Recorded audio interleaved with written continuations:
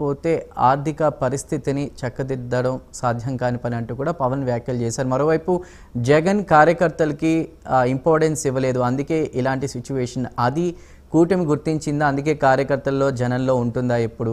అదేవిధంగా వైసీపీకి సంబంధించి కూడా జగన్ ఇప్పుడు ఒంటరి వాళ్ళు కాబోతున్నారా కూటమి హయాంలో? మీ కామెంట్ ఏంటి దీనికి సంబంధించి? నమస్కారం అండి.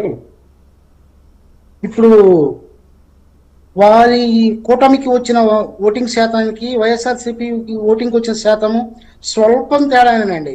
కానీ దీని ప్రభావం వచ్చేసి చాలా తేడా వచ్చింది. 11 ఎమ్మెల్యేలతో వీళ్ళు గెలిచారు, 160తో వాళ్ళు గెలిచారు. కానీ ఓటింగ్ శాతం అనేది చాలా తక్కువ ఉందండి. ఇక్కడ మేడం గారు చెప్పినట్టు 6 నెలల్లోనూ సంవత్సరంలోనూ ఏది చేయలేనప్పుడు జగన్మోహన్ రెడ్డి గారి పరిపాలనా టైంలో కరోనా వచ్చిందండి.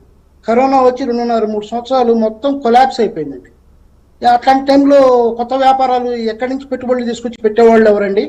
అక్కడ వచ్చిన ఇన్కమ్ సోర్సెస్ ఏంటండి? ఆయన ఎట్లా జనాలందరికీ ఎక్కడ ఇబ్బంది కలగకుండా మందులు పంపిణీ చేసుకుంటూ వారికి దినసరి అవసరాలకు పేదలకు అందించుకుంటూ ఆ సర్వీస్ చేసుకునేసరికి ఆయన 2.5-3 ఏళ్ళు అక్కడే అయిపోయిందండి. ఆయనకి మిగిలింది ఇంకా సంవత్సరంన్నర. ఈ సంవత్సరంన్నరలో ఈ 2.5-3 ఏళ్లలో జరిగిన నష్టాన్ని కవర్ చేసుకోవడానికి వెళ్ళేసరికి ఆయనకి టైం అయిపోయిందండి. అది ఆ పాలనలో వచ్చిన నష్టాన్ని అది ఎవరు వ్యక్తి చేసిన కోవిడ్ అది మాట్లాడుతున్నారు. అది రవిశంకర్ గారు ఒక్క నిమిషం, కోవిడ్ అది మాట్లాడుతున్నారు. అది ఒక్క ఆంధ్రప్రదేశ్ కాదండి, దేశం ప్రపంచం అంతా కూడా కోవిడ్ పరిస్థితులను ఎదుర్కొన్నాయి. అయితే ఇక్కడ ఒక్క విషయం, మెడికల్ మాఫియా, మెడికల్ దందా అంతా కూడా ఆ టైంలోనే జరిగింది. విడుదల రజనీ మంత్రిగా ఉన్నప్పుడు ఆ టైంలోనే నేను ఇందాక ఏదైతే చెప్పాను హరిప్రసాద్ సంథింగ్ వాళ్ళకి సంబంధించి కూడా దాదాపు కొన్ని 100 కోట్లు 1000 కోట్లు ఈ దోపిడీ అదంతా కూడా జరిగింది. దానికి సంబంధించి సిబిఐ ఆధారాలు అవి కూడా సేకరిస్తున్నటువంటి పరిస్థితి. దానిపై మీరేమంటారు? మరి ఇప్పుడు ఇది మన ఒక రాష్ట్రం అనే కాదండి, దేశం మొత్తం ప్రపంచం మొత్తం మీరు అన్నట్లే వచ్చినప్పుడు ఒడిదుడుకులు జరిగాయి, అన్ని ఇబ్బందులు అయినప్పుడు సార్ దాన్ని కూడా వైసీపీ క్యాష్ చేసుకోవడం నిరాధారిత నిరారోపణలే కానీ ఒక ఆధారం రావాలి, అప్పుడు నిజం నిర్ధారణ అవ్వాలి. అప్పుడు దానికి మన దగ్గర ఉన్న సమాచారం ప్రకారం ఆరోపణలు కాదు, ఆధారాలే. అదేంటంటే లంచాలు, అదేవిధంగా అనుమతులు, ఎలాంటి క్వాలిఫికేషన్ లేని వాళ్ళని అక్కడ నియామకాలు చేయడం, ముడుపులన్నీ కూడా పెద్దలకి పంపడం, ఇవన్నీ కూడా ఆధారాలు ఉన్నాయి. డమ్మీ ప్రొఫెసర్లు, సిబ్బందుల నియామకం ఇదంతా కూడా జరిగింది అంటున్నారు. మరి అదంతా కరెక్టేనా?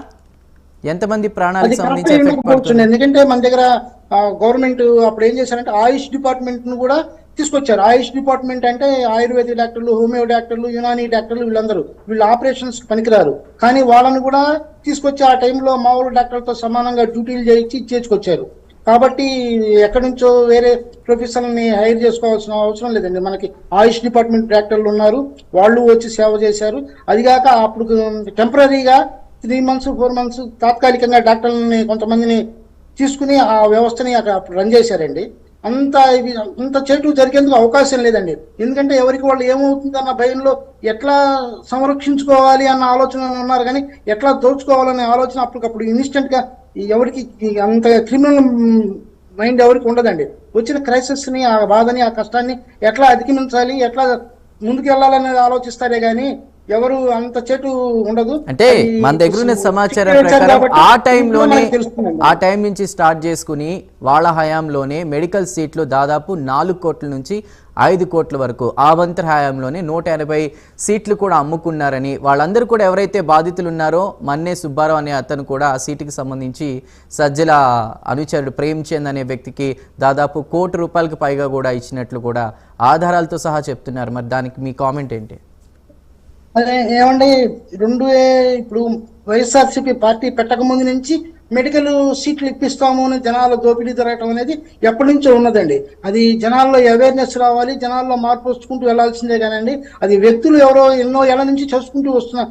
ఇదండి ఆ మాఫియా ఈ రోజు పార్టీ ప్రభుత్వం జరిగిందని సిబిఐ కూడా 36 మందికి సంబంధించి కూడా కేసు నమోదు చేయడం, అందులో వైసీపీ కీలక నేత ఉన్నాడని